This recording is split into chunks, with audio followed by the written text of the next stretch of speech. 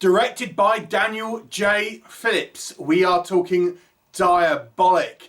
And this is actually an Australian movie, but it's kind of presenting to be an American film. And it's kind of a religious possession film. So it focuses on this young woman who used to belong to this kind of offshoot of the Morman faith. And it's kind of like a bit more of an extreme kind of sect, I suppose, deviates from the mainstream kind of Mormon religion. And we see at the beginning of the movie she has some type of supernatural experience, and then it cuts to 10 years later and she's kind of left the faith.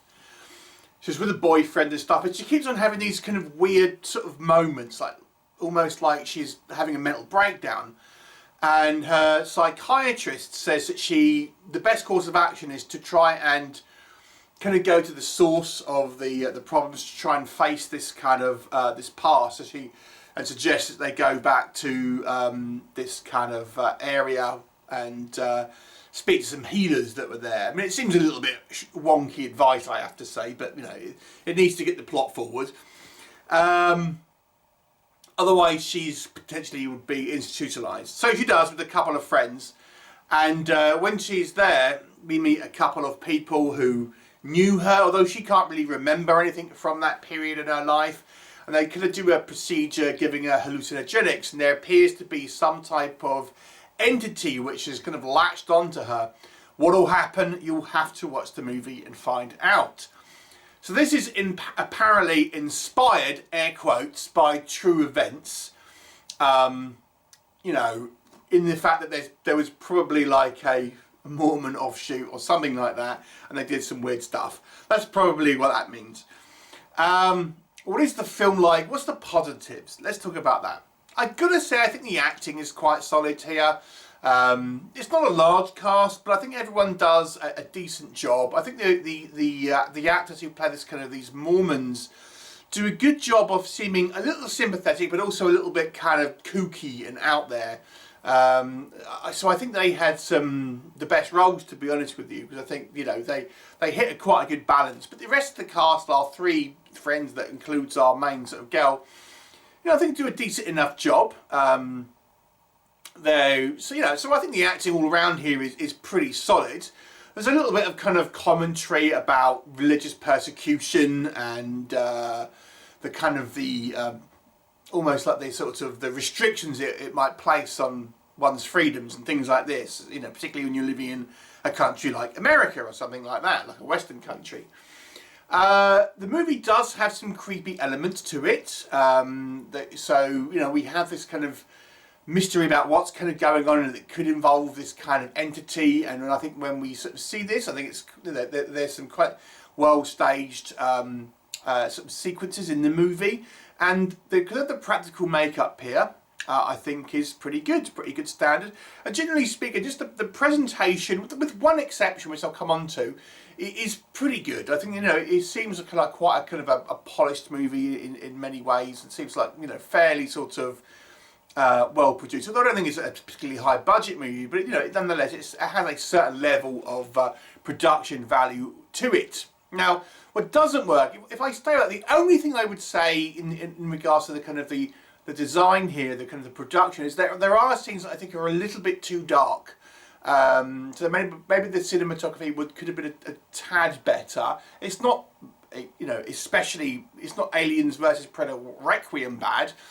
But there are just a few scenes here that I think are just a little dark. And I get it's obviously trying to take place during the night, or during, you know, in a kind of a closed room without, you know, much light source. I get it, but it's the point where we can't really see too much. So that's a relatively minor point. I think the two main things for me is number one, I think it just takes a little bit of time to get going, this movie. You don't really feel like you're kind of getting into the weeds until about the halfway mark, maybe just before the halfway mark with this film. I just think it just spends a little bit too much time to get there.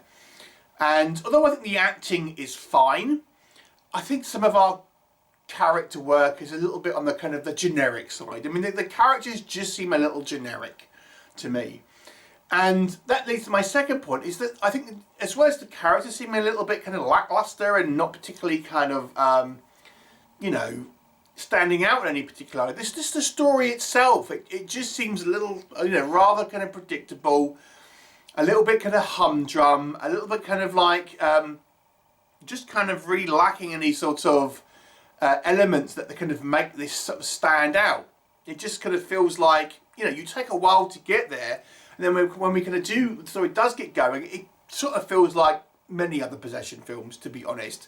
You know, and then there's elements here like we have, you know, we have the boyfriend and the friend, and you kind of think, okay, well, you know, clearly some red shirt action kind of going on here, is all I'll kind of say. It's just like, well, there's a character here that's just introduced to get, you know, to be killed, isn't there? So it sort of feels very predictable. And there's some elements that kind of, you know, as the story sort of goes on, again, it tries to present it as a little bit of a surprise, and it sort of really isn't, to be honest. I think there are some elements here that just seem a little on the sillier side as well. So, about just probably around the halfway mark, we have our trio of young people go and meet this couple, this mother and son, who are trying to do this ritual to try to clear them and stuff, which they look like they do, but they are warned to kind of get out of there because the spirit is sort of hanging around. So they don't. They hang around, and then they're told again, and they still don't go. And it's just like, even when there's kind of like all of a sudden there's these kind of like sticks outside with animals that have been mutilated and stuff, they still want to hang around, and it's just like, come on. I mean, it's just like, come on. So it really feels like the movie kind of jettisons any sense of sort of human intelligence in favour of wanting the plot to kind of like have these moments, and then kind of it needs to kind of go in a particular direction, so it just kind of like barrels forward. So I feel the movie is a bit of a, it's not a badly produced movie, it's not a badly acted movie. I think visually speaking it looks pretty good. The main problems for me, I think, are the kind of the story elements. At the best it's sort of generic, and at worst it's just a little bit ludicrous. So the movie ends up coming at somewhere over kind of the midpoint mark for me. It's sort of an average film. I mean, if you're, you know, an ardent possession movie sort of style fan, or you like kind of the witch kind of like taking over someone, maybe check it out.